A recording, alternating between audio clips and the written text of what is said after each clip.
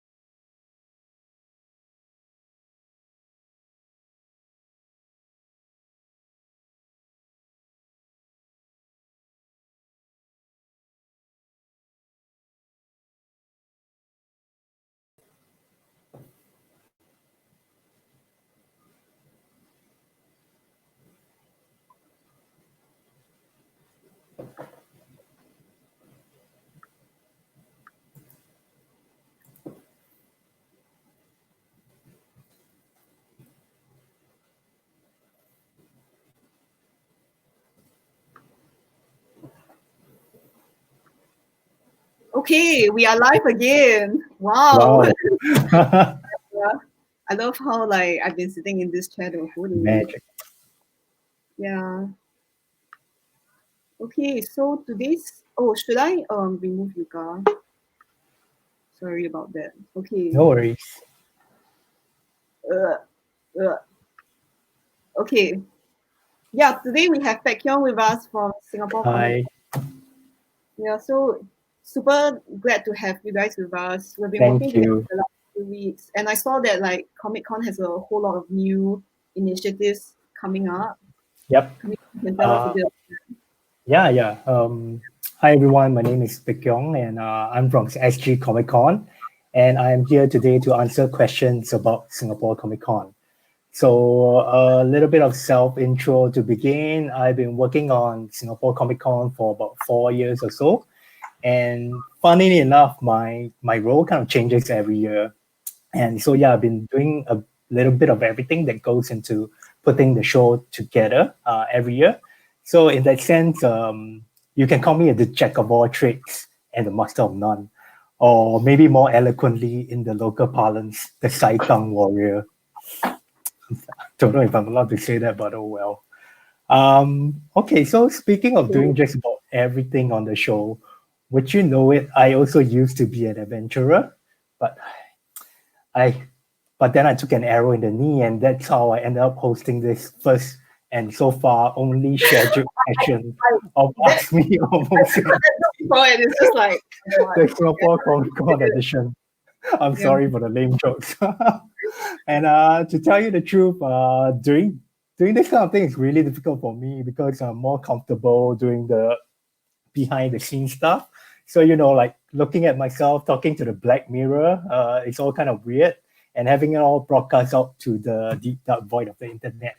And honestly, I would much rather get myself into a boneyard match with the Undertaker, so I can just jump into the hole in the ground. And but then an arrow's an arrow, a job's a job, a duty's a duty, and a Saikang warrior is a Saikang warrior. So I'm just gonna grit my teeth and grind my way through this. But but after all this is over, I shall have my vengeance in this life for the next. I'm just kidding. I just needed to throw out a reference to Gladiator in its 20th anniversary. Yep. Okay. So, anyways, and moving on. First, I would like to thank Asiapac Books for inviting Singapore Comic Con to be a part of SingLit Comic Stand this weekend. I really hope we'll be able to contribute some meaningful content for this session, and that you don't have to regret your decision. There's no regret. Actually,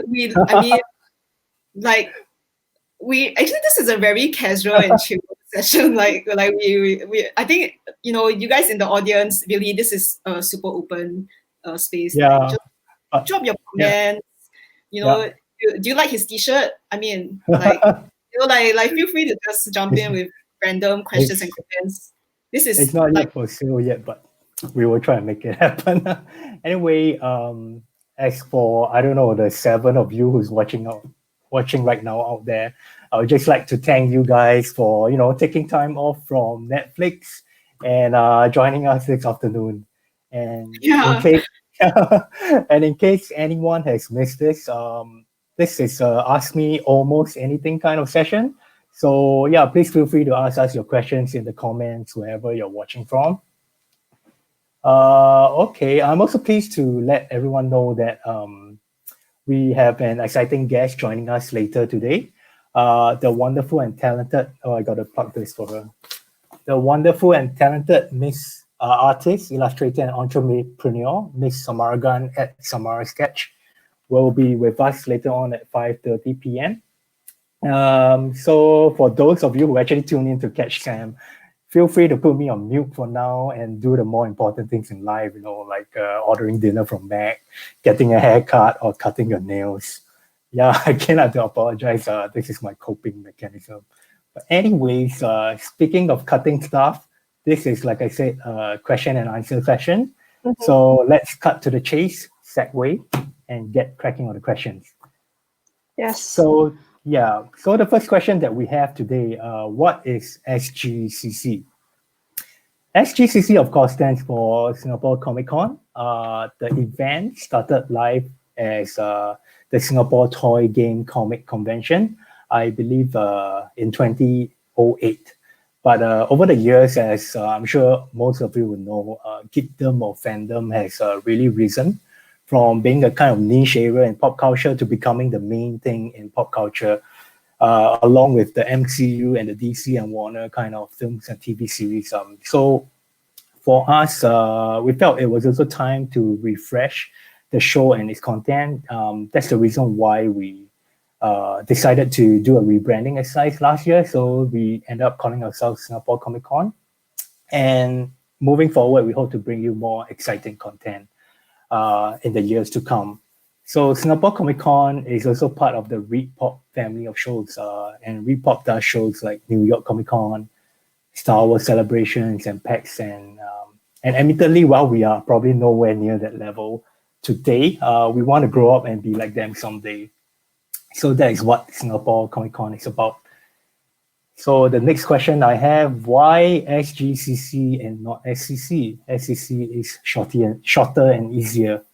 Well, this one's easy for me. I think we went with SGCC because we didn't want to impinge on the good name of our dear friends over at the Singapore comics community, also known as SCC. I mean, today is about SingLit, right? And I feel it's important to highlight this element of the fan circle as well, which makes up the entire ecosphere.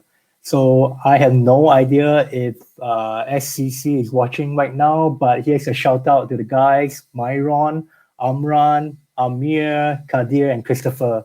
I've been working with these guys for the past 3 or 4 years, and I have to say they are some of the most dedicated comic book lovers that I know. And to be honest, I think in general, we need more readers. I think like Ling was talking about this as well. We need more readers, period. And comic books are a good place to start reading. So I will encourage anyone to just, check out the SCC Facebook group, learn about comics, read comics, find out where to start, and kind of, and once you have compiled a reading list, bring that reading list to your local book retailer or even shop online at the local stores to get your comics, because it is a difficult time for everyone. And if you're able to, hopefully you can support your local retailers as well. Yeah, and yeah, so that's the reason why we went with SGCC instead of SCC. What does SGCC have to do with SingLit then? That's the next question that I've gotten.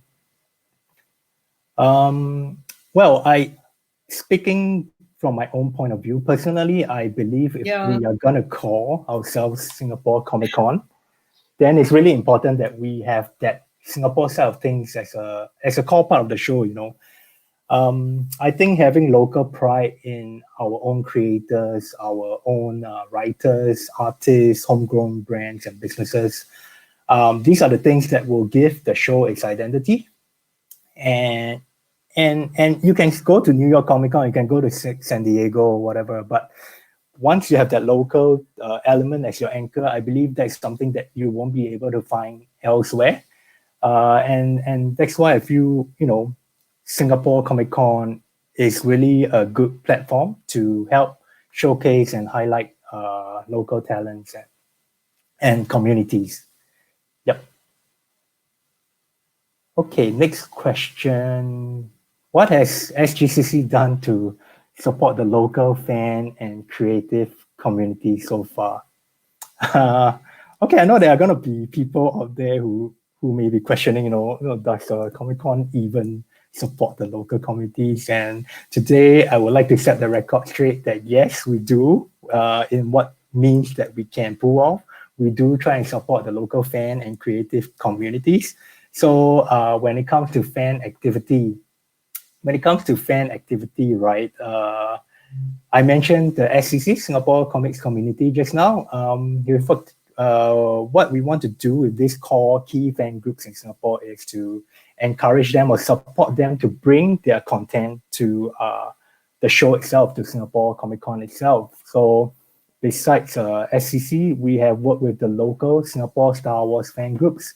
So here's a shout out to 501st and the Mandalorians, Krennic Clan, Rebel Legion, and Fight Saber as well. And if you guys were watching the Sacred Guardian session just now at 2:00, yeah, there is actually a really fantastic tokusatsu cosplay fan group in Singapore. They are called Tokukos. And so a shout out to Tommy Z and gang as well. So that's on the fan community side. And in terms of local creators, over the years, we have tried to bring in more of our local talents as guests to Comic-Con. And for example, last year, if you were at the show last year, you would have seen Hong Teng, Ko Hong Teng. This is plugging his book.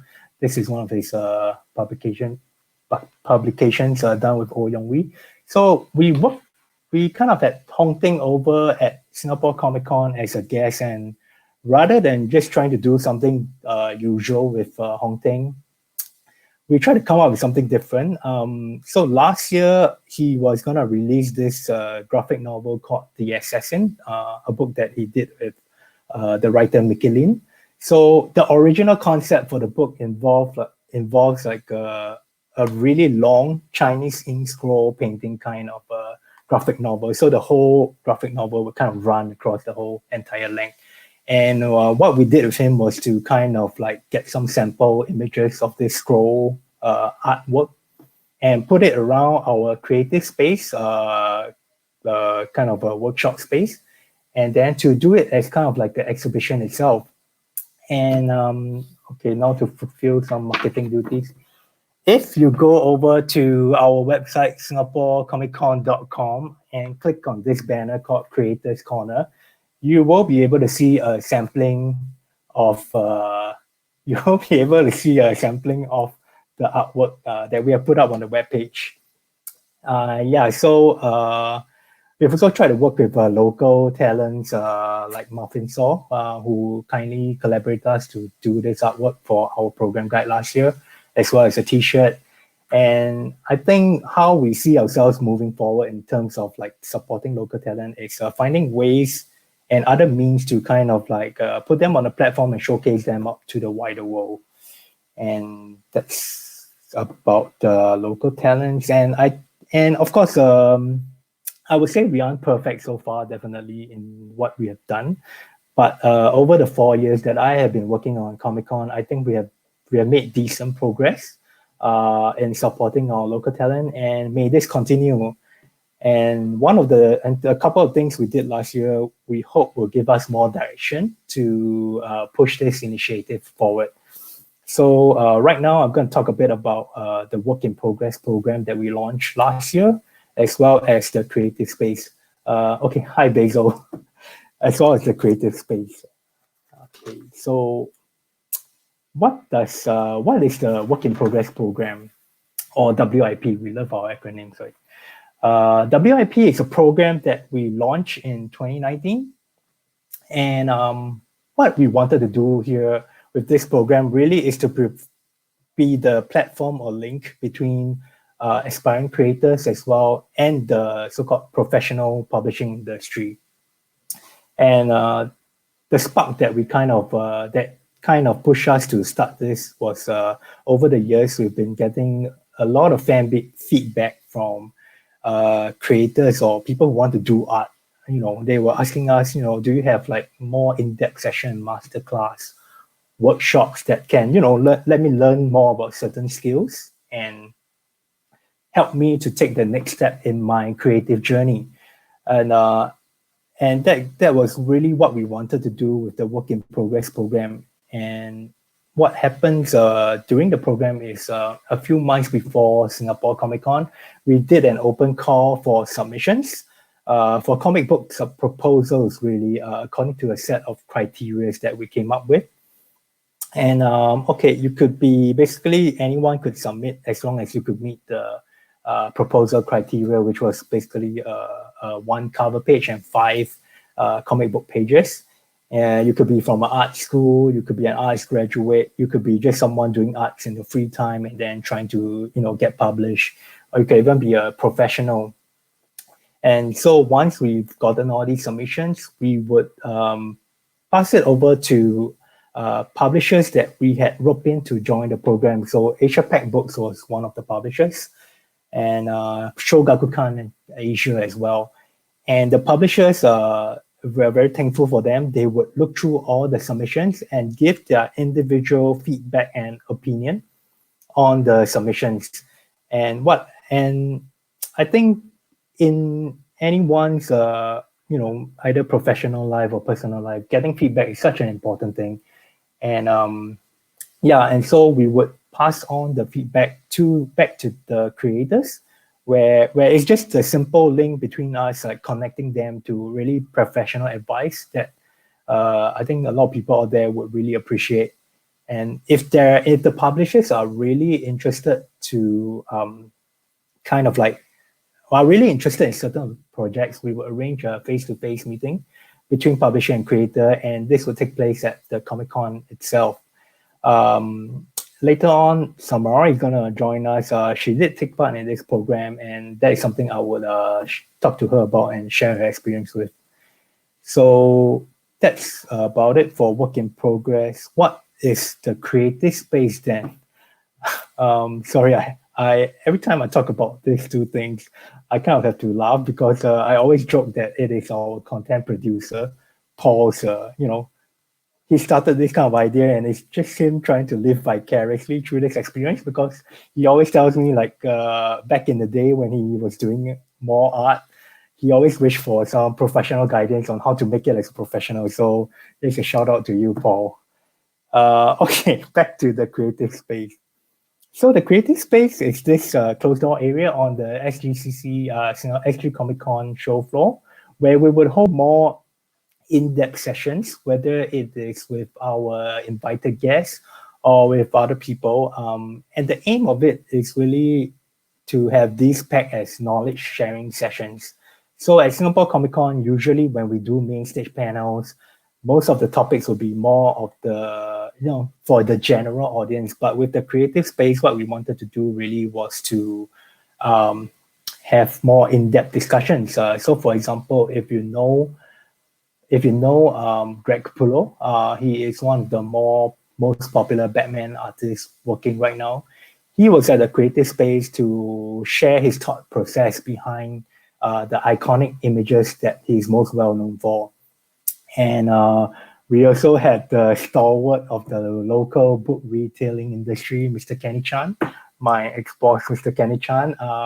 He moderated a session with the Work in Progress publishers and other publishers that happen to be in town, for example, Viz Media.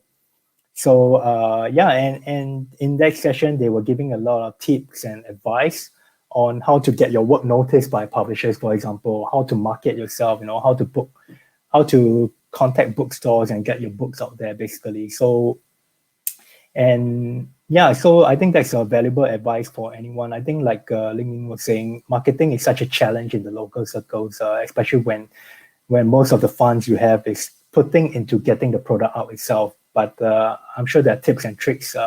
The tips and tricks from the professionals would really help in that aspect. And just one last example of what went on at the creative space, we had the Rolling Ronins, a local comics drawing group, just to help them plug their stuff. So Jerry from Rex Regrets and Benjamin Chi, this is one of his short graphic novels that he did. Go out and buy them if you can. So the Rolling Ronins were with us at the creative space to talk about how to self-publish works. And in this day and age, really, self-publishing is a very viable avenue. And I think that's something that we all need to learn as well. So so once again, if you want to find out more about these programs, please like us on Facebook and follow us on Instagram at SG Comic Con. Also visit our website, www.singaporecomiccon.com, to visit the Creators Corner webpage. We have put up some samplings of submissions that were given to us for work in progress as well. And also a bit more information about the creative space. So yeah, do look out for that. Okay. And the next question that I have is, what else is SG Comic Con doing to or has done to support the local creative and fan communities? Thanks for Ling mentioning just now. We have started a number of initiatives recently, and the one I'm most excited to talk about, at least, is the Artists in Residence initiative that we are currently running over at our Instagram page. And we know this circuit breaker period is pretty difficult for everyone, not just creators, but everyone just having to stay at home and all that. And what we wanted to do with our friends from the Artist Alley is to invite them to tell their stories over our Instagram page as well. So we asked them, can you just take us for a peek behind the curtains, find out about your creative process, even the kind of workspace you have, the tools you use, your current projects, and, basically it's kind of like trying to know more about the person behind the artist. And I would just like to mention a few of the artists who have done the takeover so far. I found that I've learned a lot of things from them. So the first one who did the takeover on our Instagram page, that is the Art of KJ, Kang Jing. Kang Jing is a local comic artist, and he's the mastermind behind the original martial arts comic series called The World My Arena. I haven't had a chance to check it out yet, but it looks really interesting, and the fact that he's inspired by Jin Yong and he's also named after Guo Jing, gives me a lot of hope that this is going to be a fantastic series. And maybe one day it can even be our Feng Yun or something. So do check out Art of KJ for updates on his work. And another artist who did a takeover with us, that was popular Filipino artist PJ. I think the one interesting thing that I learned from the stories that he was telling was he does some pretty cool Power Ranger illustrations, and one of his works rocked the virtual wave last year on Power Rangers, and it got so much attention that it even attracted the attention of Austin St. John, who was the original Red Saban Ranger. And this led to a collaboration between them, and then he came up with this Red Samurai Ranger concept, which when I saw the illustration, it really blew my mind. That is fantastic. So do check out PJ's work as well. And the third artist who's taken over our Insta story so far is, of course, Samara at Samara Sketch Again. Please follow her on Instagram. We will have her join us very soon, and that's when I'll answer a few more questions about this as well. And finally, even as we speak right now, the Curious Unicorn, also known as Hammy, is running a takeover on our Insta stories right now. So do go over to SG Comic Con to check out her Insta story. It's really pretty interesting and cool to find out more about this other side of the artist. So yeah, please support them. And, even just a simple follow on their own pages is really it's really a way for them to market and increase their audience base as well. Is Samara here already? Hello. Hi. Hi. Sorry, I ran into some technical difficulties earlier. It's okay. Thank you for jumping in to save me from this living nightmare. Oh, don't say that. You're doing pretty well. Thank you so much. Yeah. What's How are up? you today? I'm pretty good, I guess. Yeah. I've been working on some art stuff before I came in. Okay. So yeah, like drawing a lot, stuff like that. How are you? Surviving so far, I would say. Yeah, but would you want to do just a bit of a self intro to the audience out there right now? Yeah, sure. Hi everyone. I'm Samara from Samara Sketch. I am 24 this year. I'm Singaporean. I do art. I illustrate a lot of stuff. Recently, I've been working on this comic together with the people at the Fandom Menace. We are releasing this new comic book anthology called Singer Heroes, and it's a collection of different superheroes based in Singapore. So like it'll be really interesting. Lots of different types of heroes inspired by Singaporeans. So yeah, you guys can take a look at that. Yeah, it's on Kickstarter right now. Singer Heroes. That's cool. Do you want to talk a bit more about the project you're doing on Singer Heroes? Scale Mill and Ixora? Yeah, so like currently the story that I'm working on is Scale Mill and Ixora's story. So these two female characters are like super cool. They are teenagers and they are inspired by basically every Singaporean teenager ever. They have a lot of like troubles with school, they have troubles with making friends.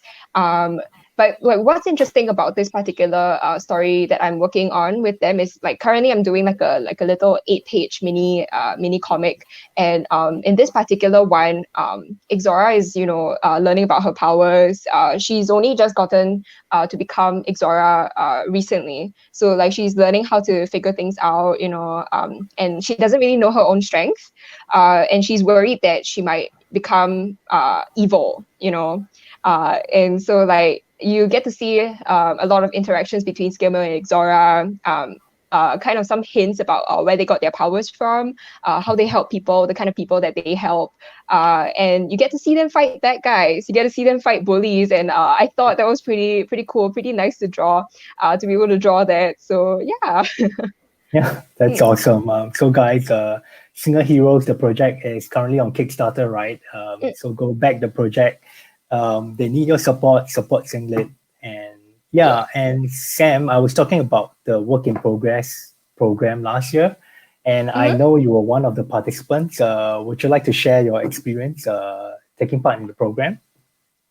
Okay, so the funny story is the WIP program, actually I knew about it long before the deadline, but I only decided to join the program like about, I think it was only a couple of weeks before the deadline, and it was like I don't know, it was a bad decision to jump in so late.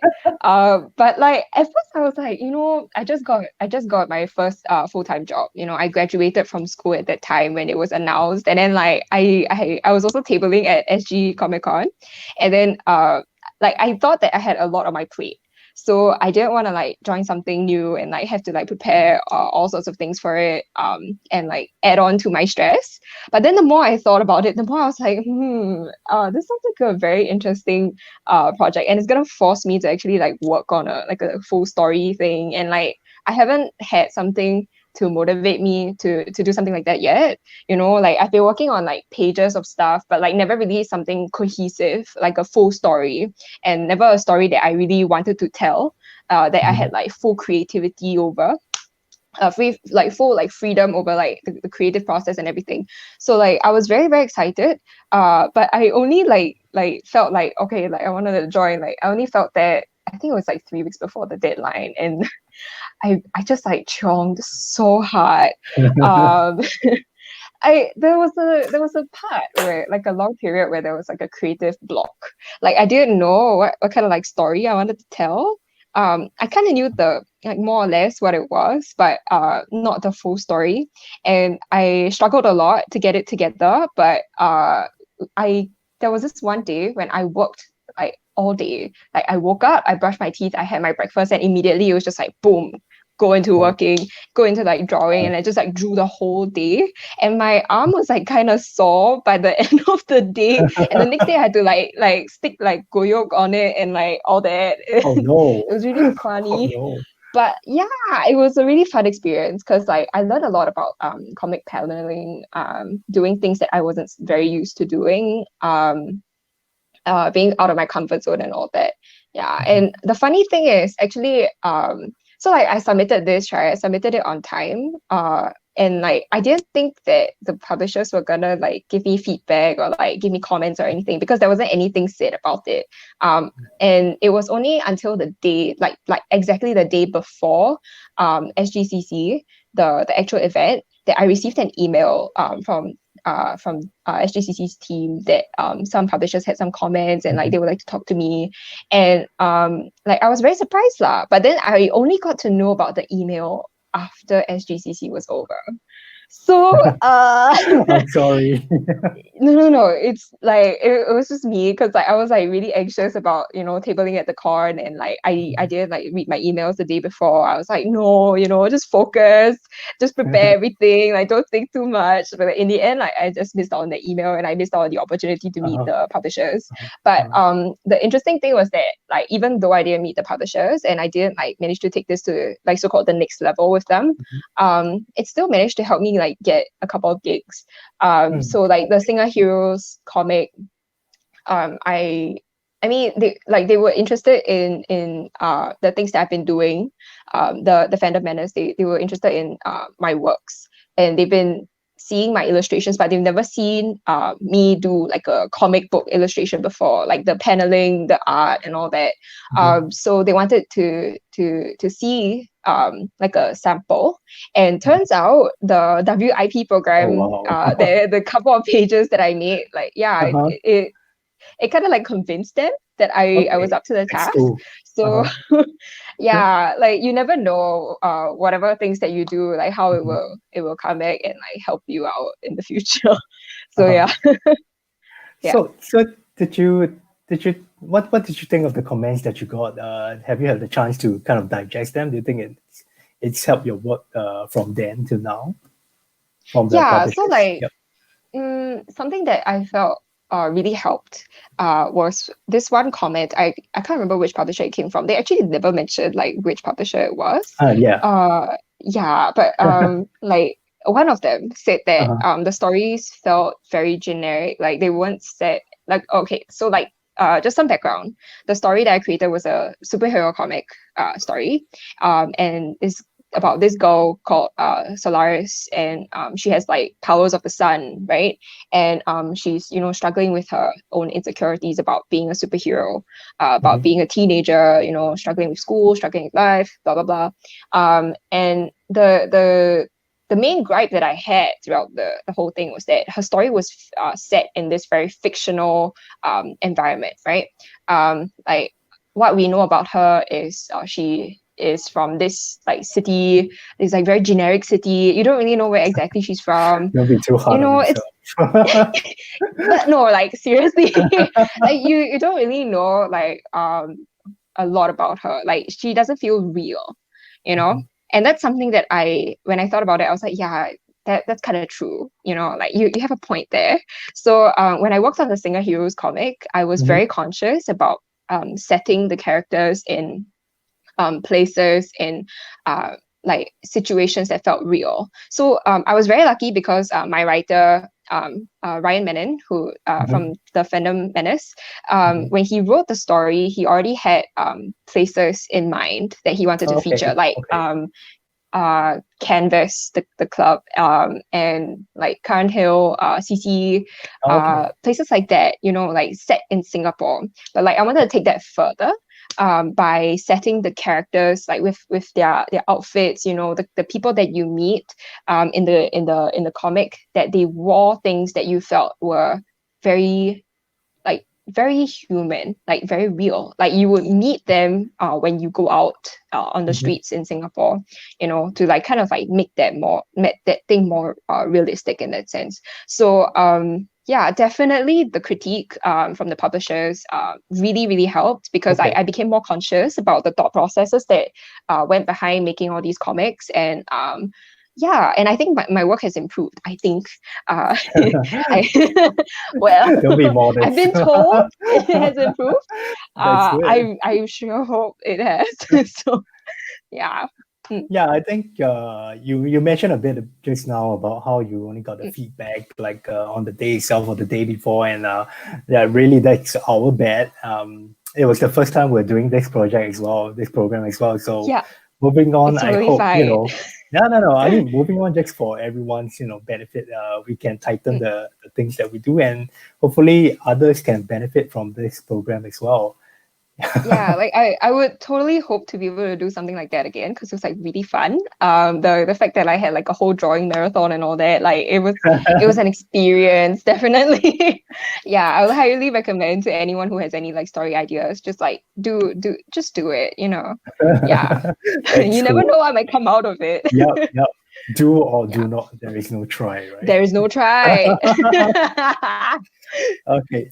We had some questions from SGCC fans that we hope you can help with. I think you might be a more Sure. suitable person to answer some of these questions. So the first one that we have was, what kind of programs or tools do you use to do your artwork? So I draw digitally, and what I use is Clip Studio Paint. So it's kind of like Photoshop, but it doesn't have that kind of like painting capabilities that Photoshop is known for. So what Clip Studio Paint has instead is like the inking capabilities are a lot better. They're a lot smoother. When I use Clip Studio Paint, it feels like it's easier, a lot easier than Photoshop. Like I feel like Photoshop has too many like extra stuff that I don't actually play with. But Clip Studio Paint, like it has a lot of resources. For example, like comic book paneling. Like they have these like templates that you can use. They have like rulers that are easily accessible. Perspective grids and all of that, which I don't actually use. But then I'm trying to learn how to do it. And they have patterns, like clothing patterns. So like this is like a hack or like a tip, like when I'm lazy, I basically just like drag and drop a little pattern into the clothes. So like, I feel you. yeah, I know. So like a t-shirt doesn't just look like a t-shirt. It can look like a checkered shirt. Like it's just like a drag and drop kind of thing. So like it really helps in those times. And as for hardware, I use a regular laptop. I use a Asus. I don't know what the model is, but it's like very regular. It's not even a gaming laptop, so it doesn't have that kind of capabilities. And I use a Wacom in Duos Pro. Yeah. Okay. So do you actually do any drawing or sketches on like pen and paper, pencil and paper kind of thing as well? Yeah, I do, but I actually suck at them because like there's only so far you can go without Control Z. So yeah, I'm not as good, but I'm trying my best to improve. Like when there are like these like what do you call them, like events like Inktober and all of that, where like they encourage you to pick up like an actual like traditional pen and like do like your traditional drawing.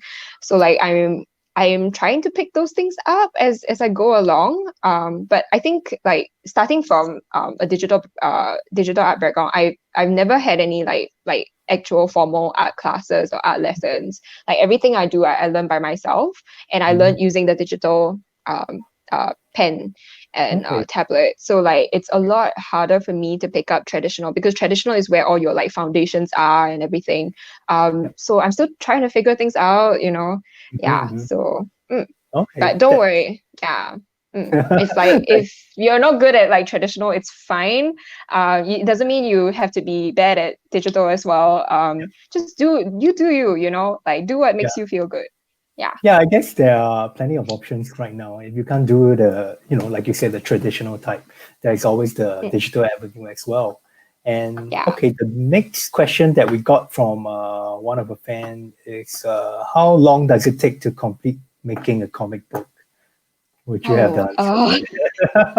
It's a bit hard to answer that question because like it really depends. It depends on how fast I can come up with layouts, how familiar I am with the characters, whether or not I need to do research, like actually, people think that drawing a comic book, drawing a comic page is all about, just putting the pen to paper and like just you do it and that's it, right? But actually a lot of research goes behind it. Like especially when I'm doing action scenes, I try to look at, how other comic book artists have been drawing action scenes. I pick up like DC comic graphic novels, read through the books that I love the most, take a look at how they draw action, how they draw like from one motion to the other, how it transitions and all that, and how they panel things, the kind of mood that it creates.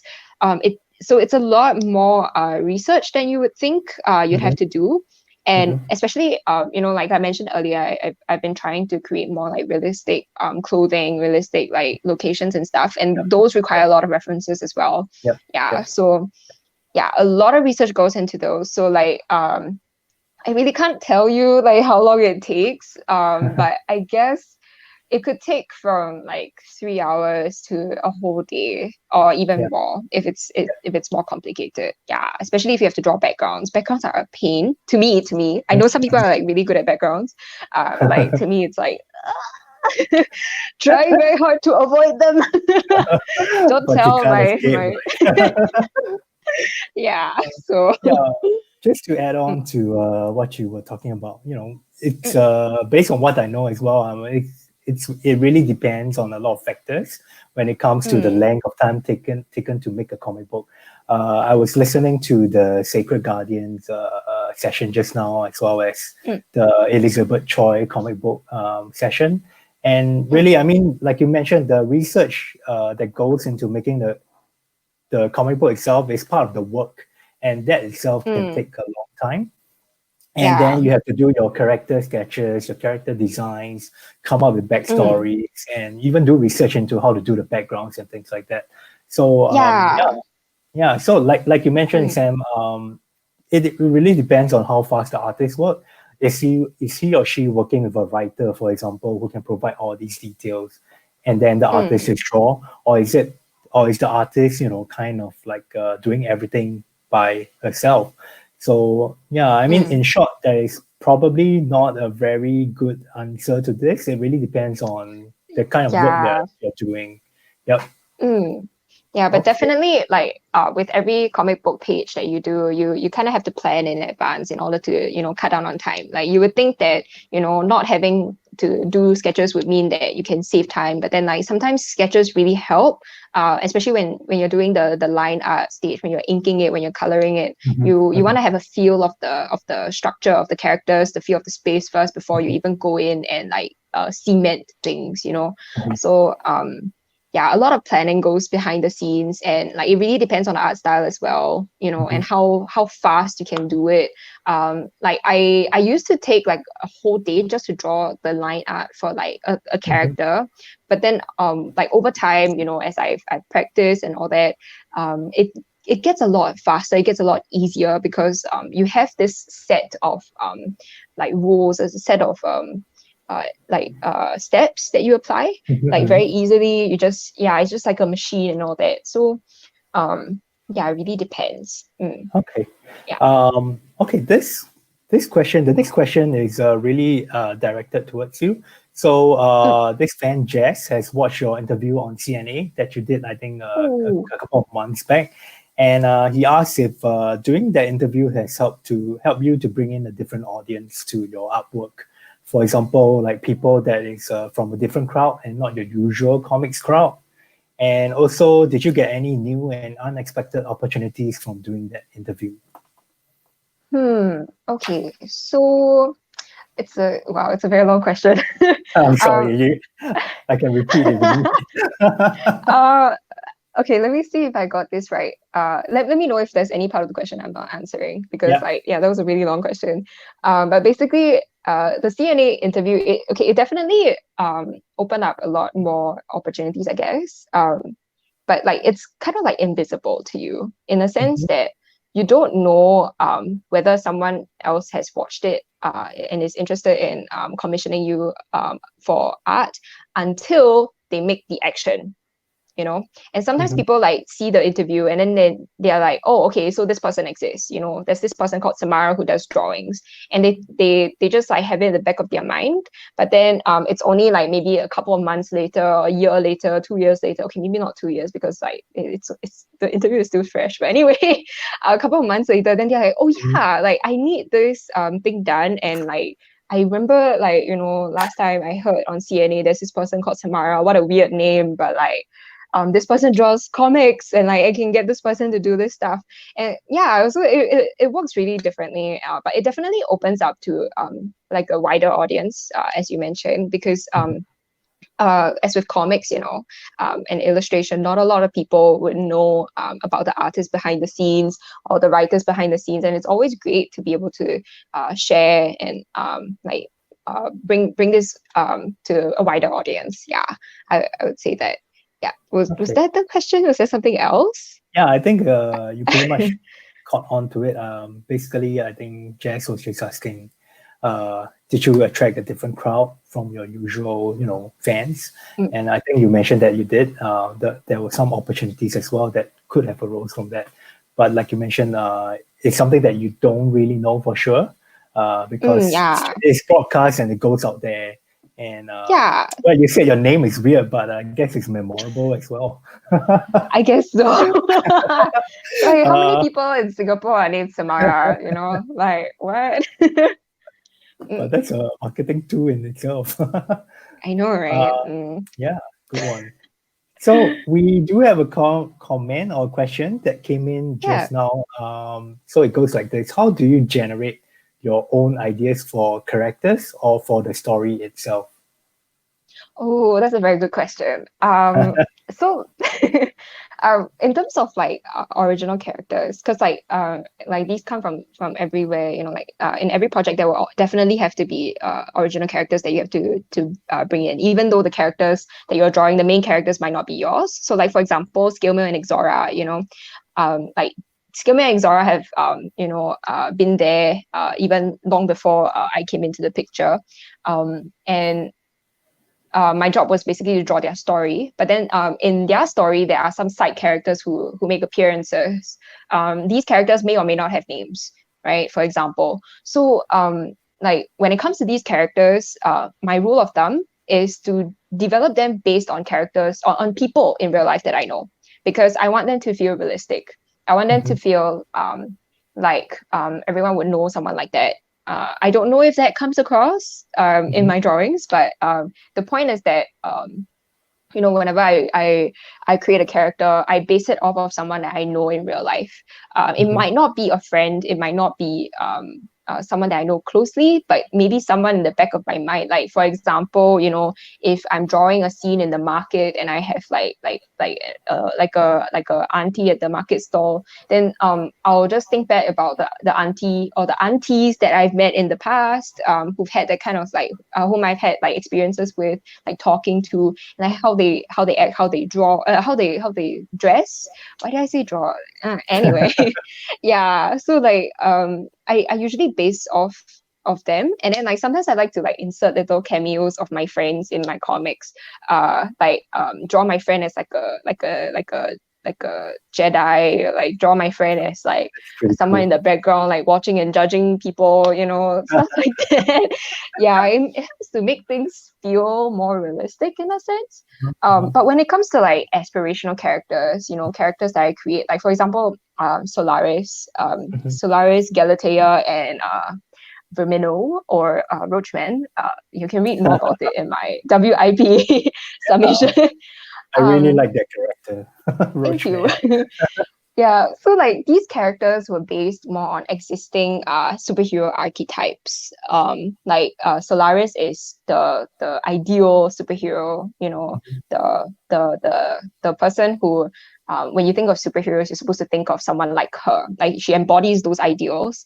But like give it a twist, like instead of her being happy all the time, saving people, think about like what are her insecurities, what could be her weaknesses, think about the character psychology.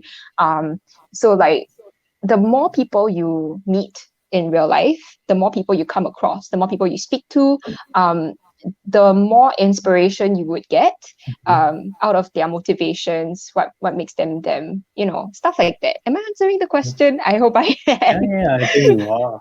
I mean, Yeah. So like, yeah, just go out and meet people. uh-huh. Yeah. Okay, there is a question that came up for me, so I'll try and answer this one. Will Singapore Comic Con be doing a virtual version of Mini Comic Con, as some other Ooh. convention organizers are doing now? Okay, for SG Comic Con right now, we are still scheduled to have the show on 5th and 6th December 2020 at Marina Bay Sands. But of course, we all know this is a very difficult time, and the situation is changing by the week. So we are keeping tabs on the situation. And of course, thinking about digital or virtual is something I think pretty much all event organizers are thinking about. So hopefully we can put something together on that front as well. If you want, just please like our Facebook, follow us on Instagram, or subscribe to our EDM so that you can get the latest news as and when we have them. Yep. So that is the question I have to tackle. Yeah, I've done all of the above. I have signed up for the newsletter. I've liked all the social media platforms. Okay.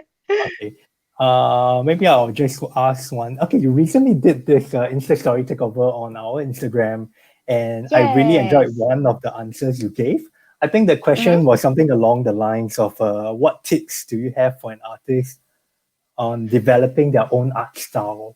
So can you share with us your advice on that? Because I thought that was really quite lovely.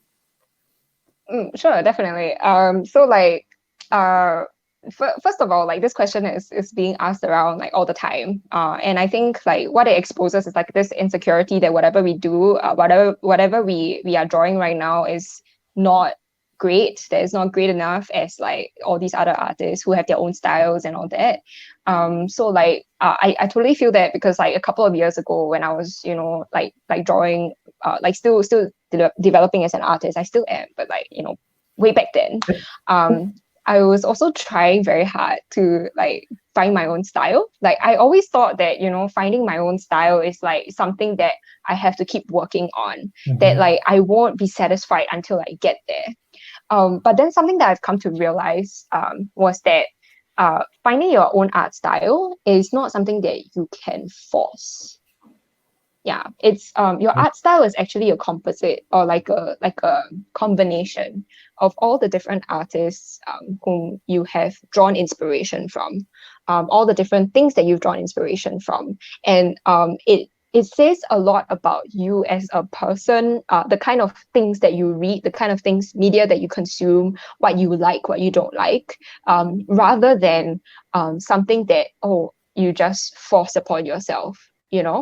Art style is something that develops naturally as you draw more, you learn from people, from art pieces that you like. So something that I realized that helped me was looking at things that other people have been drawing. So like, for example, I have a lot of favorite comic book artists, like Babs Tarr, like Jorge Jimenez, Emanuela Lupacchino, all of these people who draw really, really well. And like, I want to draw things like them, but I didn't know that, they could form a little like source of inspiration for me, like a point of reference. I can take a look at their art, how they are drawing things, and then like look at it and ask myself, like, what is it about this piece that I really like? Like, is it the colors? Is it the use of the colors? Is it the way they draw with a darker line or something? And then try to apply it to what I'm drawing. Okay, so like the thing about doing fan art is that it helps in like giving you a template to work on. Like you know this character very well, so you can just draw it off the top of your head. So like the best part about like using them as practice is that when you draw, when you add on that art style from the other artists, you can kind of like tweak it a little bit as you go along, like for example, like what I love about Babstar's art is that the way she draws the body, the way she draws the characters, the lines and all that. Like I try to mimic that and I try to learn how to replicate it. But then after that, I realized that, oh, okay, so I've come to a point where I can replicate it, but it's hard. I can never get to that level that Babstar is getting to, which is totally fine. Like it's totally fine. So what I do is I try to use some of what I've learned, like close my eyes, not think about it, and just apply it to my own drawing. And that is how I ended up with my own art style per se. Yeah. So it's really about practicing. Correct. I guess what you're saying is kind of like you start off with imitation of people that you really like to follow. And once you think you've got a grasp of it, but at the end of the day, you feel that you can't really master the imitation because it's not yours. So you kind of absorb all that you have learned into practicing that, and then in a way come up with your own different style, like those, martial arts kind of thing. Yeah, exactly. You absorb all the lessons, right? And then you come up with your own original maneuvers, right? Yeah, and like even now I have different art styles that I use when I draw different characters. So like there isn't really one style that is me, like they are all styles that would reflect the kind of tone that I want to set with my work. So we shouldn't really think about art style as something that we have to hone. It's more about like reflecting the kind of tone that you want your piece to present. Stuff like that. Okay. There are some questions for us, so I will look into it. How does SGCC decide on the guests, especially those from overseas, for the event? Okay, there is no art or science behind it, really. It also depends on the content producer for the particular year that we are doing the show. And of course, one of the things that we look out for is, of course, who is popular on a certain front, especially in your core Marvel and DC comic book world. But there are other considerations. For example, we feel there's a certain area that's gaining popularity. Is that an area that we want to kind of expand our audience on? For example, last year we branched out a bit into the web comics world. We had Sarah Anderson from Sarah Scribbles joining us as an invited guest, and it is just various considerations that goes into it. And of course, we talked to some fans like Singapore comics community. They will give us regular suggestions on who are the ones to bring in and all that. So we take inputs from all corners as well, and we try and decide and to bring guests in from overseas. And some of these guests, they really need a long booking time, so a lot of prep work goes into it as well. Like we were talking about doing comic book research and all that. So in terms of inviting guests, we do need to do that kind of research as well. Next question that is for me: will SGCC do more collaboration with local educational institutions, especially those having courses on art, media, and games? That is definitely something that we have been working on over the past year or two. But to be honest, it is sometimes there are a few hurdles when it comes to working with educational institutions. So what we have done as a workaround sort of is to work with non-profit organizations. I guess you can call them that. For example, like the OIC, the Council of Illustrators.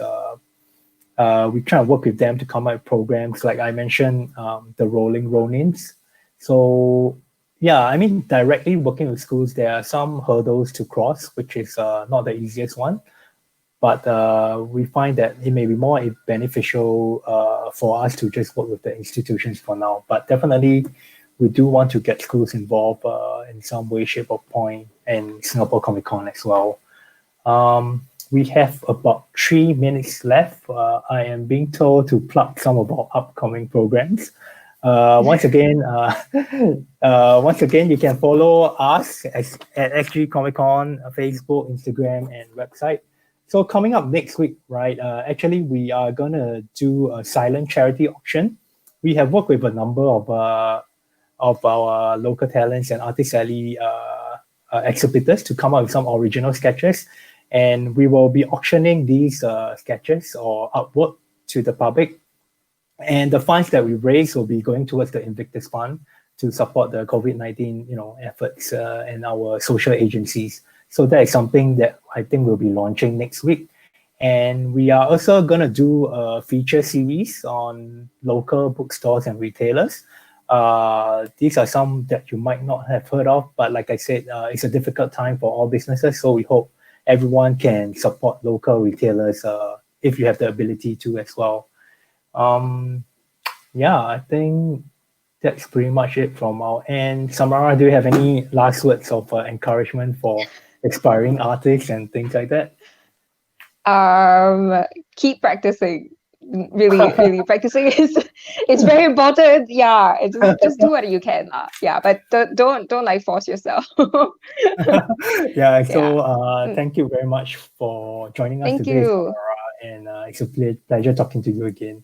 Thank you. Yeah, thanks for having me. Thank you. Yeah, all the best, you guys. See you around. Thank you. See you. Bye-bye. Do I have to answer any more questions? Okay.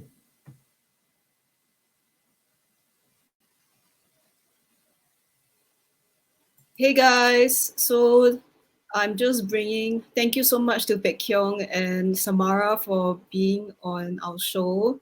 Now I'm going to be doing the comics SG launch party. Okay, so what's